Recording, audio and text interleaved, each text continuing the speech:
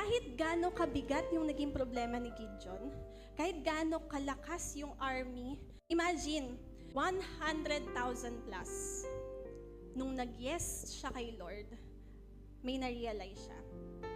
On Judges chapter 6 verse 16, the Lord answered, I will be with you. And you will strike down all the Midianites, leaving none alive. Nung mga panahon pala na nag-iisa ako, hindi talaga ako mag-isa.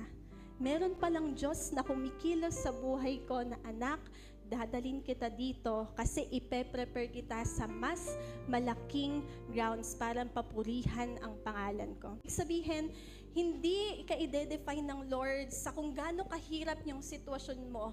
I-define ka ng Lord kung paano niya ilalaban yung faith mo at yung buhay mo na kasama siya. Ang sarap pakinggan, no? I will be with you. Imagine si Gideon, kung nag-yes siya kay Lord, ang kasama lang niya, 300 soldiers. 300 lang sila. Yung kalaban niya, 132,000 Midianites. Pero sabi nga nun, you will strike down all Midianites, leaving none alone. Ipinanalo ng Diyos si Gideon sa laban niya. Dahil si Gideon, hindi siya naging confident sa sarili lang niya, kundi naging confident siya sa Panginoon. I will just give you 3 points. First one, accept your limitation and know that God is limitless. Walang madali sa buhay, walang perfect, walang nakakataas. Pero yung Diyos na meron tayo, limitless siya. Connecting to number 2, acknowledge your weakness and know that God is your strength. Alam nyo, kahit gaano tayo ka-talented, kahit gaano tayo katalino, kahit tayo yung pinaka-magaling na tao dito sa room na to, mapapagod ka, manghihina ka, at madadapa ka.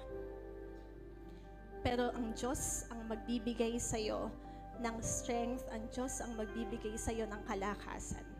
And number 3, face your difficult battles and know that God is always with you.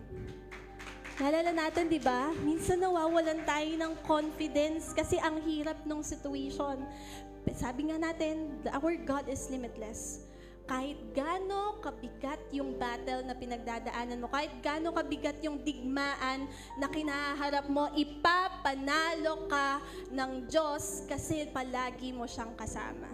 Palagi nating isama sa prayer natin yung heart natin na kahit gaano kabigat yung pinagdadaanan natin, sana magkaroon tayo ng pusong handang humakbang. Sana magkaroon tayo ng pusong matapang at pusong nagtitiwala sa Diyos. And we may able to declare in our life that I am confident because God is with me. Palakpakan po natin ang Panginoon.